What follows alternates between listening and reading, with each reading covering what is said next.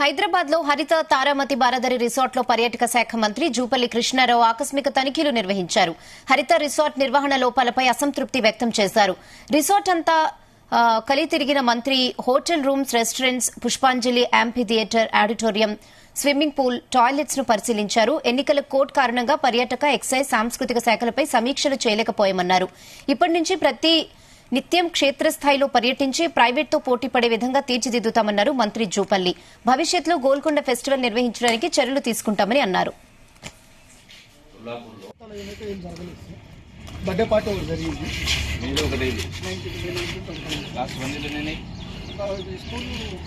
Tourism department సంబంధించినటువంటి హోటల్ను సమీక్షించడం కోసం రావడం జరిగింది. గడచిన 3 మాసాలు ఎన్నికల కోడ్ కారణంగా, 1 నెల రోజులు ఎమ్మెల్సీ ఎలక్షన్, 2 మాసాలు పార్లమెంట్ ఎలక్షన్, ఎన్నికల కోడ్ కారణంగా అసలు వాస్తవంగా పనిచేసేటువంటి పరిస్థితి. ఈ రోజున నేను సమీక్ష చేయడం జరిగింది. ఒకటైతే సుస్పష్టంగా నాకు అర్థమైనటువంటిది, ఈ తారామతి బారాదారి మంచి లొకేషన్ ఉంది, ప్రైమ్ లొకేషన్ ఉంది. దీని తర్వాతనే ఇంపార్టెంట్ అంటే ఐటీ సిటీ కావచ్చు, ఫైనాన్స్ సిటీ కావచ్చు, ఇటు నుంచే ఎక్కువ మంది పోతూ ఉంటారు. చుట్టూ కూడా సరౌండ్ బై కాలనీస్ ఉన్నాయి. అయినా కూడా ఇది 7 ఎకరాల స్థలం. ఇందులో అన్ని రకాల వసతులు ఉన్నాయి. గొప్ప రెస్టారెంట్ కావచ్చు, బంకెట్ హాల్స్ కావచ్చు,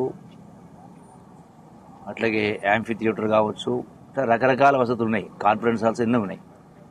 అయినా కూడా ఏ స్థాయిలో ఈ టూరిజం కార్పొరేషన్కు ఈ హోటల్ ద్వారా ఆదాయం రావాలనో ఆ స్థాయిలో రావటం లేదనేది స్పష్టంగా కనపడతా ఉంది.